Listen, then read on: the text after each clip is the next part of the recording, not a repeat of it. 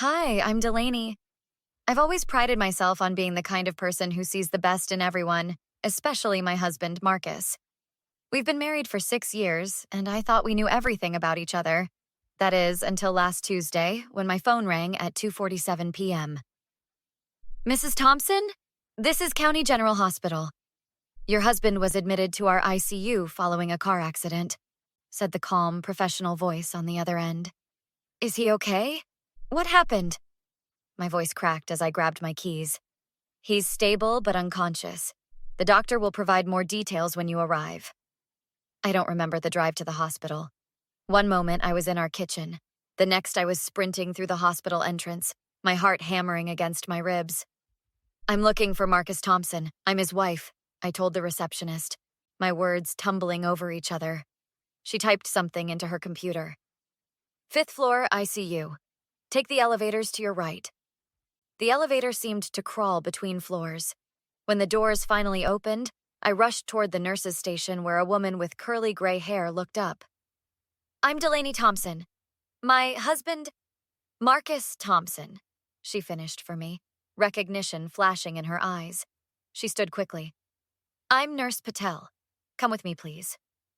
Instead of leading me to a room, she guided me to a small alcove near the supply closet.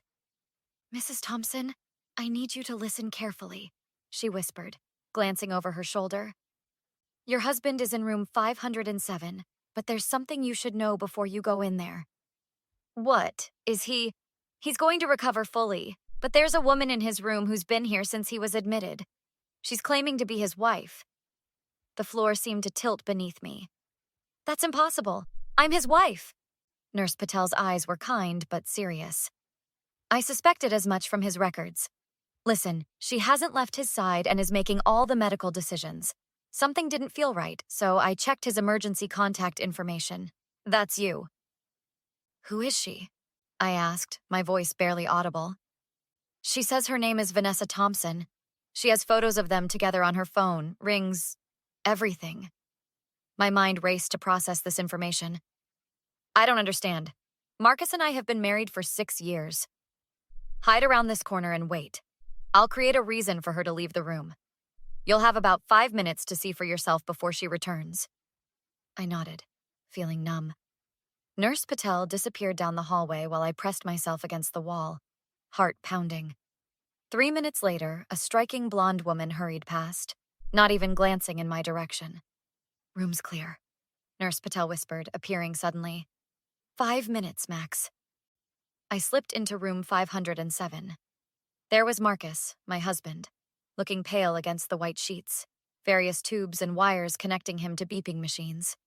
On the small table beside him sat a framed photo of him with the blonde woman, both smiling on a beach I didn't recognize.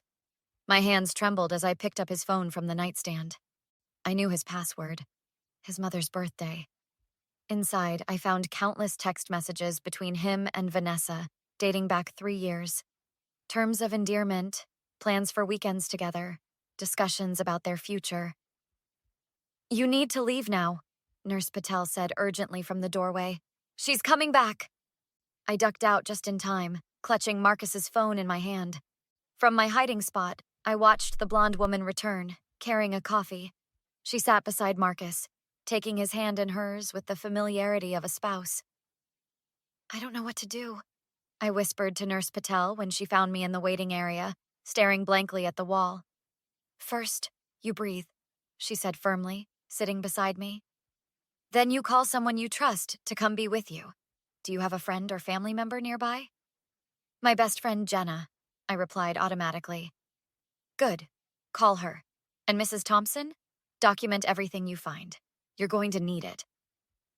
This can't be happening, Jenna said, her voice rising as she scrolled through the texts on Marcus's phone.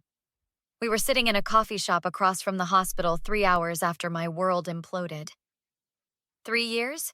He's been with her for 3 years? Apparently.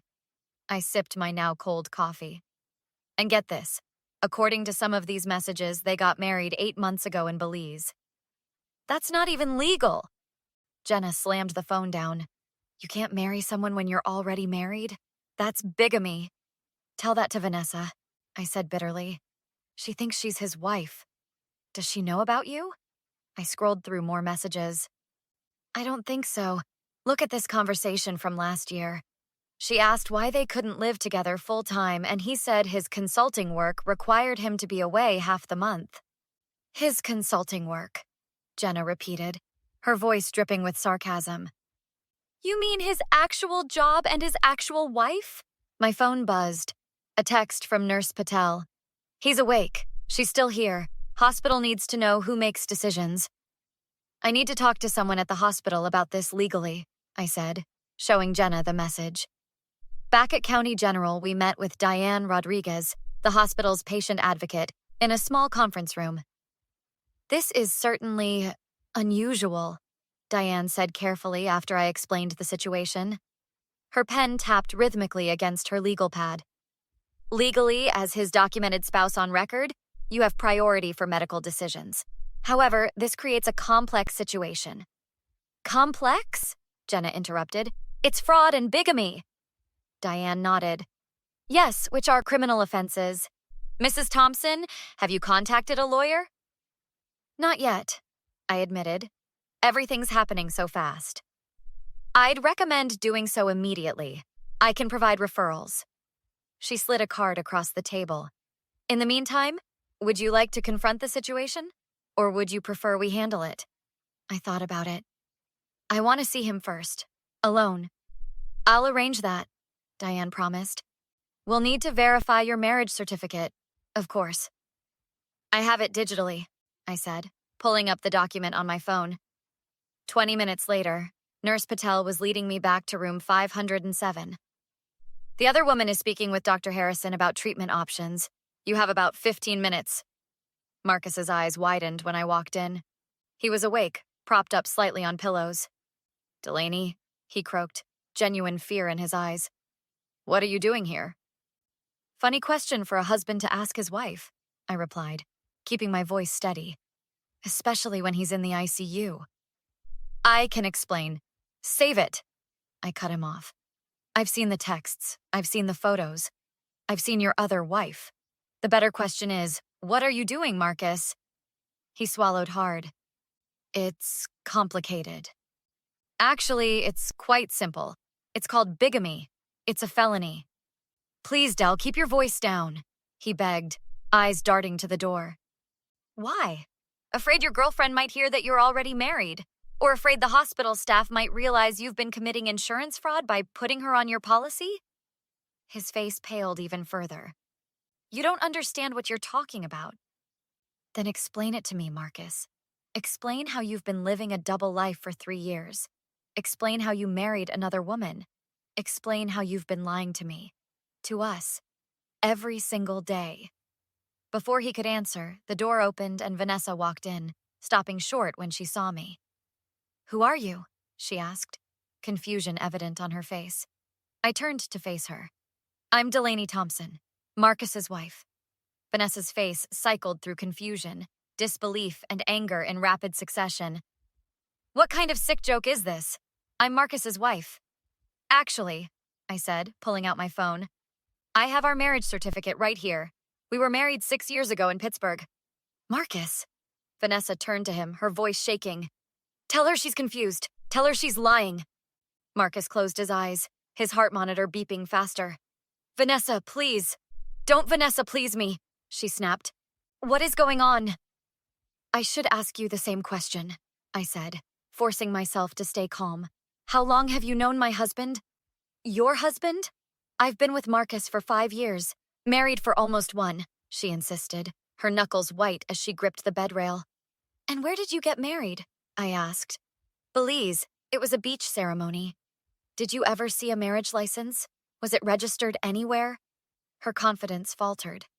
It was a spiritual ceremony. The paperwork was supposed to be filed later. Let me guess, I said. He always had an excuse for why it wasn't finalized yet? Stop it, Marcus interjected, trying to sit up. Both of you, just stop. Nurse Patel and Diane Rodriguez entered the room, taking in the scene. Ladies, Diane said firmly, this is an ICU. I understand emotions are running high, but we need to maintain a calm environment. I want to know what's happening, Vanessa demanded. Who is this woman claiming to be married to my husband? I have verified documentation that Delaney is Mr. Thompson's legal spouse, Diane explained gently but firmly. I'm afraid any other claims would need to be addressed outside of this medical facility. This is ridiculous, Vanessa turned back to Marcus. Tell them, Marcus. Tell them we're married. Marcus looked between us, trapped. Vanessa, I love you, but Delaney and I never divorced. The room went silent. You're married to her? All this time? Vanessa's voice was barely audible. The trip we took to meet your parents. Those weren't my parents, Marcus admitted. They were family friends who agreed to help me. And the house in Phoenix? It's a rental. I don't own it. I watched as Vanessa's world collapsed, just as mine had hours earlier. So everything was a lie? She asked, tears streaming down her face. Not everything, Marcus pleaded. My feelings for you. Don't, I interrupted. Don't you dare try to justify this. You've been living 2 complete lives, lying to both of us, taking vows that meant nothing to you. I never meant for this to happen, Marcus said. It started as a business trip relationship, but then it became more serious, and I didn't know how to end either relationship, and you decided bigamy and fraud were your best options? I finished for him. I'm calling the police, Vanessa declared suddenly, pulling out her phone. Vanessa, don't... Marcus tried to grab her arm. Don't touch me, she screamed, backing away. You're a criminal and a liar. If you file a police report, you'll both be interviewed, Diane explained calmly. Are you prepared for that? Absolutely, I said. I have nothing to hide. Neither do I, Vanessa agreed, glaring at Marcus. You can't do this, Marcus pleaded, panic rising in his voice. My career will be over. My reputation. You should have thought about that before you committed fraud, I said coldly. Before you broke the law. Before you broke our vows. I'll lose everything, he whispered. So did we, Vanessa replied, her voice hardening as she dialed 911.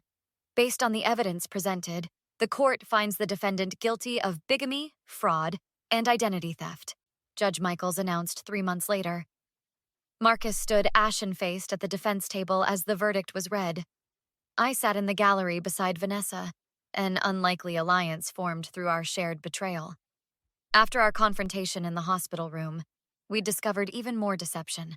Marcus had opened credit cards in both our names, created fake investment accounts, and systematically drained our savings to maintain his double life. Mr. Thompson, you not only violated the trust of these 2 women, but also committed serious financial crimes against them, the judge continued. I sentence you to 4 years in state prison, with eligibility for parole after serving 2 years, and restitution payments to both victims totaling $217,000. Outside the courthouse, reporters waited for statements. Vanessa and I had agreed to speak together, a united front against the man who had deceived us both. Miss Stevens, do you feel justice was served today? A reporter called out to Vanessa. I don't know if justice can ever truly be served in a situation like this, she replied, her voice steady. But I do feel vindicated. The truth has finally come to light. Mrs. Thompson, will you be filing for divorce? The paperwork was submitted last week, I confirmed. And unlike Marcus's approach to legal documents, mine will be properly filed and completely legitimate. After the reporters dispersed, Marcus's attorney approached us in the parking lot. My client would like to speak with you both, he said. He's very remorseful and hopes you might consider... Absolutely not, I cut him off. He's being transferred next week, the attorney persisted. This might be your only chance for closure. Vanessa and I exchanged glances. Fine, Vanessa said. 5 minutes. In a small conference room, Marcus sat handcuffed and dressed in an orange jumpsuit, a shadow of the confident man we'd both fallen in love with. Thank you for coming, he began, his voice hoarse. I wanted to tell you both how sorry I am. What I did was unforgivable. But I hope someday... Stop, I interrupted. We didn't come here for your apology. We came to make sure you understand something, Vanessa continued. You don't get forgiveness. You don't get closure. You don't get to ease your conscience. I've lost everything, Marcus said, his eyes pleading. My career, my freedom, everything I worked for. Isn't that punishment enough? You still don't get it, I said, leaning forward. This isn't about punishment. It's about consequences. Natural consequences for your choices. You chose to live a lie. You chose to betray not one, but two people who loved you. And now we're choosing to move forward without you, Vanessa added. What can I do to make this right? He asked desperately. Nothing, I said simply. There is nothing you can do. That's what you need to understand. But when you get out, we'll be gone, Vanessa said firmly. Our lives will have moved on. You won't be part of them. As we stood to leave, Marcus called out one last time, I did love you both, in my own way. That's the problem, Marcus, I replied, pausing at the door. Your own way of loving is to lie, cheat, and steal. That's not love. That's selfishness. Later that evening, Nurse Patel met Vanessa and me for dinner. An unlikely friendship had formed between the three of us. To closure, she toasted, raising her glass. And to new beginnings, Vanessa added. You know, I reflected, if you hadn't pulled me aside that day and told me to hide and wait, I might never have discovered the truth. I've worked in that ICU for 27 years, Nurse Patel said, her eyes twinkling. You develop a sixth sense about people. The moment I saw that woman with your husband's charts, something felt off. Do you think we'll ever fully recover from this? Vanessa asked quietly.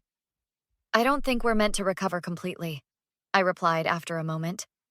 Some betrayals change you forever, but that doesn't mean we can't build something better from here.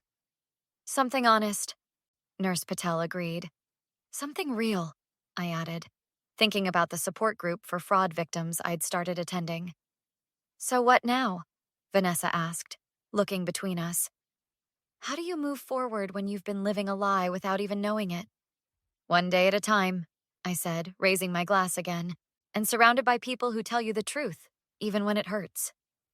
Have you ever discovered a betrayal that changed everything you thought you knew? How did you find the strength to move forward?